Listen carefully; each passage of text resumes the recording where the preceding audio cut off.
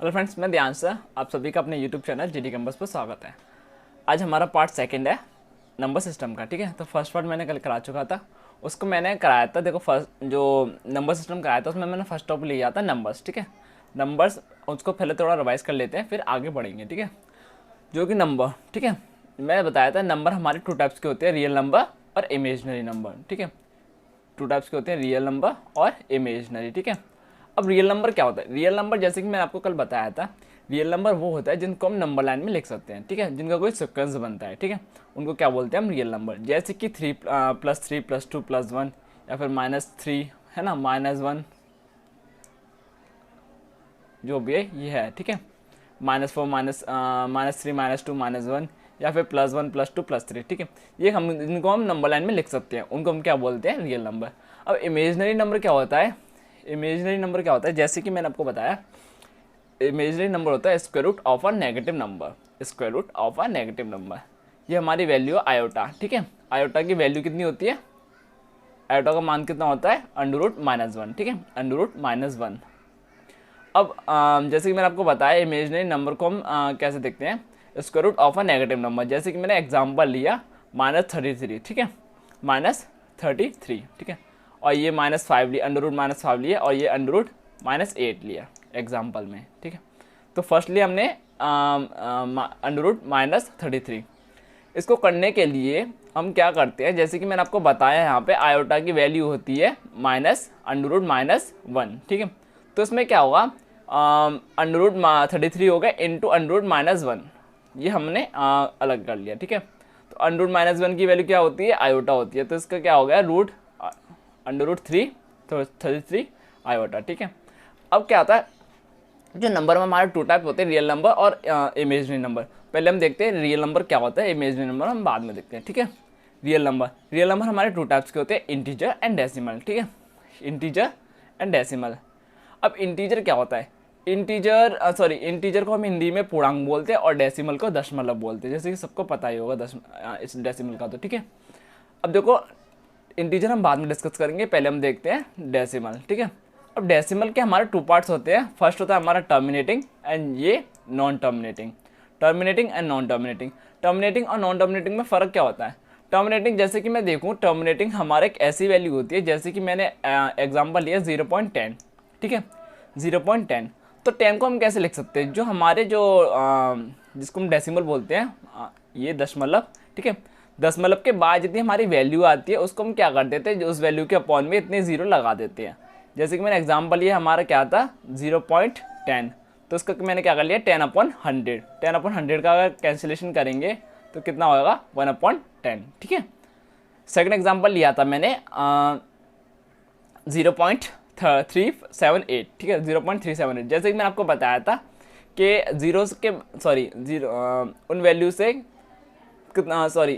से कितना पहले जो दशमलव आएगा उतना ही जीरो लगा देते। ठीक है, जैसे कि मैंने वहाँ पे 2 वैल्यू थी, यहाँ पे 3 डिजिट है। ठीक है, तो हमने क्या किया? 3 अपॉन में जीरो लगा दिए। इसका सॉल्व करोगे तो इसका ये होगा 3/8। थर्डली हमने 0.2489, अगर 2489 4 डिजिट हो गए तो हमने 4 जीरो लगा दिए। ओके, अब क्या होता है? नॉन टर्मिनेटिंग का हम देखते हैं। नॉन टर्मिनेटिंग, ठीक है, हमारा टर्मिनेटिंग तो हो गया, अब हमारा आता है नॉन टर्मिनेटिंग। नॉन टर्मिनेटिंग हमारे टू टाइप्स के होते हैं, रिपीटिंग एंड नॉन रिपीटिंग। ठीक है, रिपीटिंग एंड नॉन रिपीटिंग। अब रिपीटिंग क्या होता है? जैसे कि कोई वैल्यू रिपीट होती जाती है उसको हम क्या बोलते हैं? रिपीटिंग बोलते हैं, और उसका अपोजिट क्या होगा? नॉन रिपीटिंग होगा। ठीक है, जो वैल्यू रिपीट नहीं होती उसको नॉन रिपीटिंग बोलेंगे, है ना। जैसे कि मैंने एग्जांपल यहाँ पे 0.7777 जो भी चलता रहेगा। ठीक है, अब क्या है इसमें? जैसे कि मैंने यहाँ पे एग्जांपल दिया 0.777, ये एक डिजिट है, एक डिजिट बार बार रिपीट हो रही है। ठीक है, एक डिजिट बार बार रिपीट हो रही है, तो क्या होगा? अगर इसमें सिंगल डिजिट रिपीट होगी तो उसमें क्या लिखेंगे? अपॉन में 9 लिख देंगे। ओके, अगर देखो हमने सेकंड एग्जांपल लिया था 0.6666, इसमें भी सिंगल डिजिट रिपीट हो रही है, तो इसमें क्या किया हमने? इसमें किया, जैसे कि सिंगल डिजिट अगर हमारी रिपीट होगी तो हम क्या करेंगे? अपॉन में 9 लिख देंगे। ठीक है, तो उसको हम सॉल्व कर लेंगे। इसका क्या होगा? हमारा 2/3 होगा। ठीक है, थर्ड एग्जांपल लिया था मैंने 0.779797979, ये हमारा रिपीट होता जाएगा। ठीक है, 7 हमारा रिपीट होता जाएगा। इसमें क्या है, इसमें हमारे 2 डिजिट है, ठीक है, 7 और 9। जैसे कि मैंने आपको बताया था, अगर सिंगल डिजिट रिपीट होगी तो हम ओनली 9 लिखेंगे, ठीक है। अगर हमारी डबल डिजिट रिपीट होगी तो हम क्या लिखेंगे, 9 लिखेंगे। अगर हमारी 3 डिजिट रिपीट होंगी तो हम 3 बार 9 लिखेंगे अपॉन में, ठीक है। इसमें यही होता है। अब देखो क्या होता है, जो टर्मिनेटिंग होता है उसका रिपीटिंग तो हो गया, इसका होगा नॉन रिपीटिंग, ठीक है। अब नॉन रिपीटिंग क्या होता है, जैसे कि मैंने आपको बताया जो रिपीट वैल्यू ऐसे 0.5555 या फिर 0.6666 जो भी वैल्यू रिपीट होती आती है उसको हम रिपीटिंग बोलते हैं। अब जैसे कि मैंने एग्जांपल लिया 0.12 0.3 है ना, 1892, वो वैल्यू कभी रिपीट ही नहीं हो रही है ना। जो वैल्यू कभी रिपीट ही नहीं हो रही तो उसको हम पी अपॉन में कैसे लिख सकते हैं, पी अपॉन क्यू में कैसे लिख सकते हैं। जैसे कि टर्मिनेटिंग था, टर्मिनेटिंग हमने पी अपॉन क्यू बनाया तो हमारा क्या हो गया, 10/100 हो गया। इसका क्या बनाया हमने, तो इसका हमारा हो गया 375/1000 हो गया, ठीक है। अब देखो रिपीटिंग में हमने भी ऐसे किया था, रिपीटिंग में हमने भी पी अपॉन क्यू वैल्यू बनाने की कोशिश की है ना। तो इसमें क्या हुआ, जैसे कि सिंगल डिजिट रिपीट हुई तो हमने क्या किया, सिंगल डिजिट को लिख के अपॉन में 9 लिख दिया, हमारी पी अपॉन क्यू वैल्यू हो गई, ठीक है। सेकंड एग्जांपल लिया था मैंने 66, वो भी सिंगल डिजिट रिपीट हो रही थी तो हमने क्या किया, 6 के अपॉन में हमने 9 लिख के पी अपॉन क्यू वैल्यू हमने बना दी, ठीक है। और यही हमारा हुआ थर्ड एग्जांपल में। उसमें क्या हुआ था, उसमें हमारी डबल डिजिट रिपीट हो रही थी, जैसे कि 79, तो उसमें क्या किया हमने, जो हमारी डबल डिजिट रिपीट हो रही थी, 2 डिजिट हमारी रिपीट हो रही थी, तो हमने क्या किया, अपॉन में 9 लिख दिया पी अपॉन क्यू वैल्यू बनाने के लिए, उसको सॉल्व करने के लिए, ठीक है। अब क्या होता है, जो नॉन रिपीटिंग होती है उसको हम पी अपॉन क्यू वैल्यू में नहीं लिख सकते। क्यों नहीं लिख सकते, क्योंकि जैसे कि आप देख रहे हो एग्जाम्पल में 0.1312 है ना, अगर ये वैल्यू, अगर इसको आप सोचोगे तो इसको आप रिपीट कर सकते हो। जो वैल्यू रिपीट नहीं होती उसको हम पी अपन क्यू में नहीं लिख सकते, ठीक है। जो वैल्यू हमारी रिपीट नहीं होती उसको हम पी अपन क्यू में नहीं लिख सकते, ठीक है। जैसे कि सेकंड वाला एग्जांपल भी था। अब क्या होता है, जैसे कि जो हमारा टर्मिनेटिंग है ना और जो रिपीटिंग था, टर्मिनेटिंग और नॉन टर्मिनेटिंग का रिपीटिंग था, उसको क्या बोलते हैं हम, रेशनल नंबर बोलते हैं, ठीक है। जैसे कि ये टर्मिनेटिंग है और ये हमारा रिपीटिंग है, इनको हम क्या बोलते हैं, रेशनल नंबर बोलते हैं। और जो हमारा नॉन टर्मिनेटिंग का नॉन रिपीटिंग होता है ना, जो हमारा नॉन टर्मिनेटिंग का जो नॉन रिपीटिंग होता है उसको हम इरेशनल नंबर बोलते हैं। इरेशनल नंबर कभी भी पी अपॉन क्यू वैल्यू नहीं बना सकती और जो rational number P upon Q value बनाती है, ठीक है। इसमें ये फ़र्क होता है। अब हम आते हैं नॉन टर्मिनेटिंग का रिपीटिंग डेसिमल, ठीक है। अब देखो नॉन टर्मिनेटिंग मैंने बताया था, ठीक है, ये था हमारा नॉन टर्मिनेटिंग का, ये हमारा रिपीटिंग था। हमने क्या बनाया, इसमें पी अपन क्यू वैल्यू हमने बनाई, ठीक है। अब मैं नीचे लेता हूँ नॉन टर्मिनेटिंग का रिपीटिंग डेसिमल। जैसे कि मैंने एग्जांपल अभी ऊपर भी लिया था, ये नीचे एग्जांपल लेता हूँ मैंने 0.6666। अब क्या होता है, ये को 6 वैल्यू हमारी रिपीट हो रही है, 6 वैल्यू हमारी रिपीट हो रही है। जो वैल्यू कितनी भी बार रिपीट हो, ठीक है, तो उसको क्या करते हैं, 0 जो वैल्यू के ऊपर हम बार लगा देते हैं, ठीक है। जो वैल्यू अगर सिंगल डिजिट है तो सिंगल डिजिट के ऊपर बार लगाएंगे और डबल डिजिट है तो डबल डिजिट के ऊपर बार लगाएंगे, ठीक है। जैसे कि मैंने एग्जांपल लिया था ये 0.6666, ठीक है। तो इसमें क्या हुआ, 0.6 के ऊपर हमने बार लगा दिया, ठीक है। तो क्या हुआ, 6/9 हो गया, जैसे कि मैंने अभी आपको बताया था 2/3 हो गया। अब मैंने सेकेंड एग्जाम्पल लिया था 0.555555, तो उसमें क्या किया हमने, मैंने बताया जैसे कि सिंगल डिजिट है, ये भी हमारी सिंगल है ना, ये भी हमारी सिंगल डिजिट रिपीट हो रही है। तो उसमें क्या किया, 0.5 के ऊपर हमने बार लगा दिया, तो आपके क्या होगा, 5/9 होगा। क्यों, ये हमने क्यों किया, ये हमने इसलिए किया क्योंकि हमें वैल्यू बनानी थी पी अपॉन क्यू, इसको सॉल्व करने के लिए, ठीक है। अब थर्ड है हमारा एग्जाम्पल 0.32, ठीक है। अब यह ऐसा चलता रहेगा, तो उसमें हमने क्या किया, उसको शॉर्ट में करने के लिए 0.32 के ऊपर हमने बार लगा दिया और क्या कर दिया 32/99 उसे सॉल्व करने के लिए, ठीक है। थर्ड एग्जाम्पल हमने ऐसे लिया 37 जो वैल्यू हमें रिपीट होती जाती है और कितनी डिजिट के लिए, ऐसे कि मैंने सिंगल डिजिट रिपीट हो रही है तो सिंगल डिजिट के ऊपर बार लगाते हैं, ठीक है। और डबल डिजिट रिपीट हो रही है तो डबल डिजिट के ऊपर बार लगाते हैं, और 3 डिजिट रिपीट हो रही है तो 3 डिजिट के ऊपर बार लगा के और 999 लिख देंगे, ठीक है। ये हमारा हो गया नॉन टर्मिनेटिंग का रिपीटिंग डेसिमल। अब हम देखते हैं नॉन टर्मिनेटिंग का नॉन रिपीटिंग, जो हमारे रिपीट नहीं होता, ठीक है, जिनको हम पी अपॉन क्यू में नहीं लिख सकते। जैसे कि मैंने एग्जांपल लिया ये 0. 348296 3489 जो भी है, मतलब चलता रहेगा, 69 जो भी है, ठीक है, जो वैल्यू चलती रहेगी वो कभी रिपीट नहीं होगी, तो उसको हम पी अपन क्यू में नहीं ले सकते क्योंकि उसको हम बाहर नहीं लगा सकते ना, इसीलिए। सेकंड एग्जांपल लिया था मैंने 0.923465 ठीक है, इसको भी हम पी अपन में क्यू में नहीं ले सकते।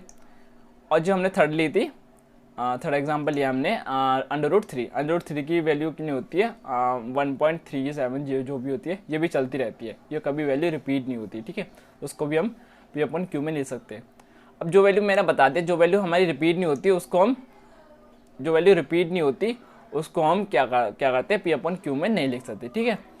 इरेशनल नंबर को हम पी अपन क्यू में नहीं लिख सकते। अब हम आते हैं इंटीजर्स। अब इंटीजर्स हमारे टू टाइप्स के होते हैं, negative and non negative. Negative क्या होता है, जैसे कि -4 -1 -2 -3 -4 ये इन्फिनिटी तक चलता रहता है, ठीक है। अब नॉन नेगेटिव क्या होता है, नॉन नेगेटिव होता है जैसे कि 1 2 3 4 5 6 7 8 9 10 जो भी है, ठीक है। अब क्या होता है, जो हमारे होल नंबर्स होते हैं, होल नंबर्स क्या होते हैं, होल नंबर हमारे 0 से लेके इन्फाइनाइट तक होते हैं, ठीक है, 0 से लेके इन्फाइनाइट तक होते हैं, इनको हम क्या बोलते हैं, पूर्ण संख्या बोलते हैं। अब ये नोट पॉइंट है, all integers are rational number. जो भी हमारे इंटीजर्स होते हैं उनको हम रेशनल नंबर बोलते हैं और इनको हम पी अपन क्यू में लिख सकते हैं। जितने भी हमारे इंटीजर्स होंगे उनको हम पी अपन क्यू वैल्यू में लिख सकते हैं, क्योंकि मैंने आपको यहाँ पे बताया था ये रेशनल नंबर होते हैं, रेशनल नंबर हम पी अपन क्यू में लिख लेते हैं, ठीक है। तो इसमें नोट पॉइंट यही है, all integers are rational numbers, ठीक है। अब क्या है, नेगेटिव और नॉन नेगेटिव, नेगेटिव और नॉन नेगेटिव। नॉन नेगेटिव को हम क्या बोलते हैं, होल नंबर्स बोलते हैं, ठीक है, होल नंबर्स बोलते हैं नॉन नेगेटिव को। अब हमारा है इंटीजर, इंटीजर में हमारा नेगेटिव और नॉन नेगेटिव हो गया था, अब हमारा आएगा इंटीजर में नेगेटिव एंड पॉजिटिव, ठीक है। अब नेगेटिव और पॉजिटिव क्या होता है, नेगेटिव तो वही होता है -2 -3 -4 जो भी है, और पॉजिटिव क्या होता है +1 +2 +3 +4। नॉन नेगेटिव क्या होता था, नॉन नेगेटिव जैसे कि मैंने आपको बताया था, नॉन नेगेटिव होता है 1 2 3 4, और पॉजिटिव क्या होता है +1 +2 +3 +4, ठीक है, जिसके आगे प्लस का साइन लग जाता है। अब क्या होता है, अब नेचुरल नंबर से कि 1 2 3 4 5 6 7 8 ये हमारे इन्फिनिटी तक होते हैं, ठीक है। अब इन्हीं को हम क्या बोलते थे, इन्हीं को हम होल नंबर्स बोलते थे, ठीक है। जो हमारे नेचुरल नंबर होते हैं इन्हीं को हम होल नंबर बोलते हैं। हमारे इंटीजर्स के हमारे इवन और ऑड, इवन और ऑड आपको पता ही होगा, इवन और ऑड क्या होता है। इवन जो कि 2 से पूरा डिवाइड होता हो उसको हम इवन बोलते हैं, और जो 2 से पूरा कम्प्लीटली डिवाइड नहीं होता उसको हम ऑड नंबर बोलते हैं, ठीक है। ये तो सिंपल सा आपको पता ही होगा। अब देखो ये क्या आता है, जैसे कि मैंने लिया ऑड माइनस ऑड, ठीक है। अगर कोई डिजिट ऑड है और 2 ऑड डिजिट का सम इवन होता है, 2 ऑड डिजिट का जो माइनस करेंगे उसका भी इवन होता है, ठीक है। 2 ऑड डिजिट का सम क्या होता है, इवन होता है, ठीक है। और 2 इवन डिजिट का सम भी इवन ही होता है, 2 इवन डिजिट को माइनस करेंगे तो भी इवन ही होगा, ठीक है। अब देखो कोई ऑड डिजिट है और इवन है, ठीक है। ऑड डिजिट और इवन को प्लस करेंगे तो ऑड आएगा, है ना। ऑड डिजिट और इवन को माइनस करेंगे तो भी ऑड ही आएगा, ठीक है, ऑड नंबर ही आएगा, ठीक है। अब क्या होगा, ऑड डिजिट 2 ऑड डिजिट अगर मैं मल्टीप्लाई करेंगे तो उसमें क्या आएगा, ऑड आएगा, ठीक है। अब ऑड और इवन का मल्टीप्लाई करेंगे तो इवन आएगा, और इवन का मल्टीप्लाई करेंगे तो भी इवन ही आएगा, ठीक है। अब हम देखते हैं नेचुरल नंबर। नेचुरल नंबर जैसे कि मैंने आपको बताया जो होल नंबर्स होते हैं 1 2 3 4 5 6 7 8 इन्फिनिटी तक होते हैं, ठीक है। अभी हमारे 2 टाइप्स के होते हैं, प्राइम एंड कंपोजिट। प्राइम को हम हिंदी में बोलते हैं अभाज्य संख्याएं, और कंपोजिट बोलते हैं भाज्य, ठीक है। अब देखो क्या होता है, जब प्राइम नंबर होते हैं वो हमारे 2 के फैक्टर बनाते हैं, ठीक है। कम से कम 2 फैक्टर होते हैं, ठीक है इसके। और जो हमारे कंपोजिट नंबर होते हैं इसके कम से कम 3 फैक्टर होने चाहिए। जैसे कि मैंने आपको प्राइम नंबर लिया, ठीक है, has actually 2 factors 1 and itself, ठीक है। एक 1 होगा और एक खुद होगा, ठीक है। जैसे कि मैंने एग्जांपल लिया था 7 देखो, एक तो 1 की टेबल में आता है और एक 7 की टेबल में आता है, क्योंकि 1 और इटसेल्फ, ठीक है, 7। अब मैंने नेक्स्ट एग्जांपल लिया था 13 भी 1 के में आता है और ओनली 13 के में आता है, ठीक है, 1 और इटसेल्फ, ठीक है। अब क्या होगा, कंपोजिट क्या होता है, कंपोजिट के कम से कम 3 फैक्टर होने चाहिए, ज़्यादा भी हो सकते हैं, 3 से ज़्यादा भी हो सकते हैं, कोई बात नहीं, पर कम से कम 3 फैक्टर होने ज़रूरी हैं, ठीक है। जैसे कि मैंने एग्जांपल लिया था 10। अब 10 क्या होता है, 10 1 के टेबल में भी आता है, 2 के में भी आता है, 5 के में भी आता है और 10 के में भी आता है, ठीक है। तो इसके कम से कम 3 तो है ही ना।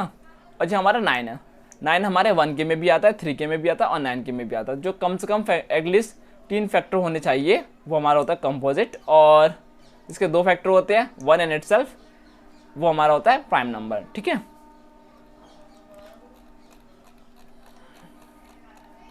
इसका ही क्लास हमारी कल होगी। तो अगर वीडियो अच्छी लगी हो तो लाइक और सब्सक्राइब जरूर करें।